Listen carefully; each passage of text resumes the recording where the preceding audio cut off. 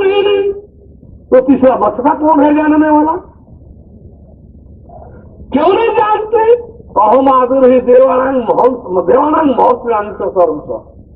ये लोग इसलिए हमको नहीं जानते कि समस्त देवताओं का आदि कारण तो हो ही, इन महर्षि जी लोगों का भी आदि कारण मैं ही हूं। बोले परम प्रभु परमेश्वर की। कुरान शरीफ में भी जब कुरान शरीफ का संग्रह संकलन होने लगा, उसमें भी पहला ही पार आ गया अलिफ लाम मीम। अलिफ लाम मीम क्या है? उसमें लिखा है कि इसका सही इल्म सिवाय अल्लाह ताला के दूसरे किसी को नहीं है। अब सोचिए, जो लिखा उसको भी नहीं, मोहम्मद साहब को भी नहीं, जिब्रील अमीन को भी नहीं, और ग्रंथ में है। अगर आप पूछने लगे तब उसको क्या कहा जाए, उसको क्या कहा जाए, तो आप लोग सुने होंगे एक नाम लिया गया तो हाँ हाँ ये तो ठीक है, क्या कहे कालालम कहा जाएगा उसको। कालालम भी एक पारा है, इसका भी बात किसी को मालूम नहीं है ये क्या है। सिवाय अल्लाह ताला की, क्योंकि दो तरह का ज्ञान होता है, एक होता है इल्म सफीना और दूसरा होता है इल्म सीना। इल्म सफीना तो थोड़ा बहुत लोग सीख सकते हैं, इल्म सीना कहां से लोगों को आएगा? इल्म सीना तो केवल परम ब्रह्म परमेश्वर देता है। इल्म सफीना यानी शास्त्रीय ज्ञान से लोग थोड़ा बहुत प्राप्त कर सकते हैं। इल्म सीना जो है, वेद जो ज्ञान है, जैसे विष्णु जी गुरु को उपदेश देने लगे तो कहे कि ज्ञान दो प्रकार का होता है, एक शब्द ब्रह्म और दूसरा परम ब्रह्म। शास्त्रों के माध्यम से जो प्राप्त होता है वो शब्द ब्रह्म है, और परमेश्वर से सीधे जो विवेक से उत्पन्न जो प्राप्त होता है, विवेक के माध्यम से जो प्राप्त होता है वो परम ब्रह्म परमेश्वर है, परम ब्रह्म का ज्ञान है। उसी का इधर नाम है इल्म सफीना और इल्म सीना। इल्म सफीना है शब्द ज्ञान, शब्द ब्रह्म का ज्ञान, और इल्म सीना जो है परम ब्रह्म का ज्ञान है। इसी को किसी ने श्रीमद् भागवत महापुराण में कहा कि शब्द ब्रह्म निश्चयातु अनो निश्चयात परेदि तो समस्त से श्रम फलो साधे रक्षित। यदि आप शब्द ब्रह्म का संपूर्ण ही ज्ञान प्राप्त कर लीजिए, सारे सदग्रंथ जुबान पर रट कर रख लीजिए, और परम ब्रह्म के विषय में यदि नहीं जाने तो ये सारा अध्ययन आपका सारा श्रम व्यर्थ है, सब श्रम व्यर्थ। विष्णु जी भी कहेंगे वेद आगम पुराण जो परमात्मा व्यक्ति वेद शास्त्र पुराण सब जीवन पर रट लीजिए, और परम तत्व को नहीं जाने थी सब आपका रटना कहते हैं तो कहूँगा कि बोली की तरफ से काव काव काव काव बोलने जैसे हो गए। बड़ी विचित्र स्थिति है। बोले परम प्रभु परमेश्वर की। फिर हम लोग लाइन उधर जा रही है, तो ये लेकर खड़े भी है, मशीन में डाल दे उनको छुट्टी हो जाए। बोले परम प्रभु परमेश्वर की।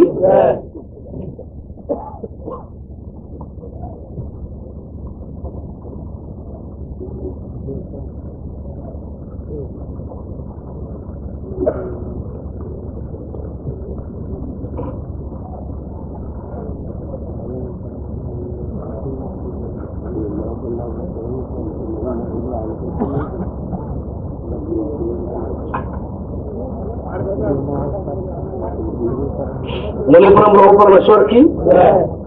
तो इस प्रकार से जो है हम फिर मूल विषय पर आ जाए कि परमात्मा परमेश्वर परम ब्रह्म एक विवेक था, एक शब्द रूप तत्व रूप शब्द के रूप में था सृष्टि में, और इसी पर जो है कल हम लोग ठीक से आगे चलेंगे। यही से फिर कल शुरू करेंगे दोपहर में कि परमेश्वर जो था इसे आत्मा सब ब्रह्म की उत्पत्ति कैसे होती है, शक्ति की उत्पत्ति कैसे होती है, फिर सृष्टि की उत्पत्ति कल दिन का ही हम लोगों का टॉपिक रहेगा। तो इस समय 12 बजने जा रहा है, 12:15 हो रहा है। आप लोगों में भी बहुत लोग आए होंगे कि शंका समाधान हम लोगों को मौका नहीं देने का, कब देंगे, उनका भी छटपटाट होगा, उसको भी इसमें देखते चलना है। तो अब रही चीजें कि हम लोग परमात्मा परमेश्वर बड़ी सिस्टमेटिक ढंग से संसार की रचना है। एक सुनिश्चित सुनियोजित तरीका से जो है इस सृष्टि की संरचना है। एक गुड्डा गुड्डी का खेल जैसे नहीं है, एक गुड्डा गुड्डी के खेल जैसे सृष्टि संरचना नहीं है। एक ऐसी सुनियोजित और सुनिश्चित तौर तरीका से इसकी संरचना है। इतनी क्रमिकता और सिस्टमेटिक जो है, इतना सिस्टमेटिक है, ऐसी क्रमिकता इसमें है। परमेश्वर जो शब्द रूप तत्व शब्द, न नाम न रूप न कोई स्थान, न जन्म न मरण न कोई परिस्थिति न कुछ, सब के बावजूद भी दर्शन को मिलेगा। हम लोग निरंकारी मंडल की तरफ से, हरदेव की तरफ से नहीं है कि हाँ ये देख रहे हो ना, ये न उसमें ये न जलता है न मरता है, ये देख रहे हो ना खाली जगह, यानी ये खाली, ये कुछ है नहीं ना, तो कहाँ ही जलेगा, कहाँ ही कटेगा, कहाँ ही मरेगा, बस यही आत्मा है और ये परमात्मा है। हम लोग का ऐसा कुछ नहीं है, इस नास्तिकता है। इस परमात्मा के अस्तित्व को नकार, ये आत्मा नकार कुछ नहीं है। जब कुछ नहीं है तो न जलेगा न गलेगा न मरेगा न सड़ेगा न कटेगा, तो कुछ है ही नहीं तो सड़ेगा मरे जलेगा कैसे? इसी में बस ये कुछ नहीं है ना, यही आत्मा है। क्योंकि ऐसा है तो इसमें में है तो आत्मा है, और ऐसा हो जाए तो परमात्मा है। ऐसे ऐसी आत्मा परमात्मा वालों का क्या इन सबों की दुर्दशा होगी नरक में, जो है इन सबों की क्या दुर्दशा होगी जनमानस को इस भरमाने भटकाने के आधार पर। अब वही जैसे कि क्या होता है, एक विशेष परिस्थिति में सब स्कूल कॉलेज खाली करा दिया जाता है आपातकाल में कि सबको भरो ठूसो, सब गिरफ्तार करो, सबको भरो ठूसो, सब स्कूल कॉलेज छुट्टी करके सबको जेल बना दो। वही लग रहा है कि इस बार जो है वही नरक में जा करके जो है कुछ सब इन लोग को अलग से व्यवस्था कराना पड़ेगा। इन सब और नरक की व्यवस्था में नरक का लग रहा है कि विकास करना पड़ेगा। 27 को तो बना हुआ है पहले ही से, 27 को तो नरक के पहले ही से बना हुआ है। ये कार्य 27 को भरिए से क्या करेंगे फिर बोले प्रभु परमेश्वर की। तो हम लोग जो है ये जब कह रहे कि रूप नहीं है, नाम नहीं है, स्थान नहीं है, जन्म नहीं है, मरण नहीं है, कोई परिवर्तन नहीं है, तो जब भी कुल्हाइए नहीं तो दिखाएंगे का घबरा, अभी तो मत घबरा जाएगी। ये कुल न रहने के बावजूद भी दिखाएंगे। आप देखिएगा तो लगेगा कि इसका न कोई नाम है, न कोई रूप है, न कोई स्थान है, न कोई पता है, न कोई ठिकाना है। संपूर्ण ब्रह्मांड का नाम रूप स्थान ठिकाना इसी से पैदा हो रहा है। ये न रहने के बावजूद भी वहां है। शब्द रूप तत्व और तत्व शब्द, ये सब कुछ उसमें लिखा है। श्रीमद् भागवत महापुराण के 12वें स्कंद के दूसरे खंड के 12वें स्कंद के 12वें अध्याय के 66वां श्लोक, 12-12 66, उसमें लिखा है तम हम अजम अनंतम आत्म तत्व जगत उदय स्थित तन्मात्म शक्ति निजुपति विराज सकल सर्वग्रादेश दुर्वस्तम अच्युतम नतोस्मि। वह जो परमेश्वर है, परम ब्रह्म परमेश्वर है, वो जन्म मृत्यु आदि सभी विकारों से मुक्त है। देश काल परिस्थितियों आदि के सभी प्रभावों से मुक्त है। देश काल नहीं, जन्म मृत्यु आदि विकारों से रहित। जन्म मृत्यु आदि विकार तो उसमें होता ही नहीं, उससे वो रहित है। और देश काल आदि कृत परिच्छेदों से मुक्त। देश काल आदि माया वया का कोई प्रभाव तो उसमें पड़ता नहीं, इससे वो मुक्त है। जो स्वयं परम तत्व ही है, आत्म तत्व ही है, भगवत तत्व ही है, अद्वैत तत्व ही है। यानी जगत को उत्पन्न स्थित और लय करने वाली तीनों शक्तियां, जगत को उत्पन्न करने वाली शक्ति, जगत को स्थित रखने वाली शक्ति, क्रियाशील करने वाली शक्ति, जगत को लय प्रलय करने वाली शक्ति, ये तीनों शक्तियां भी उसी से उत्पन्न होती हैं और अभिन्न रूप से उसी में स्थित रहती है। ये तो हो गया परमेश्वर की स्थिति का वर्णन।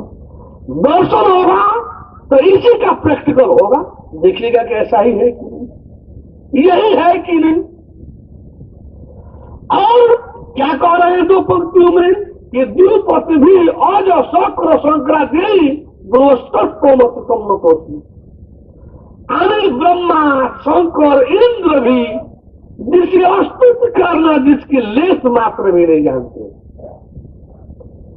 अस्तित्व करने के लिए भी लेस मात्र जिनके नहीं जानते, उस एक रस सच्चिदानंद घन परमात्मा को नमस्कार है।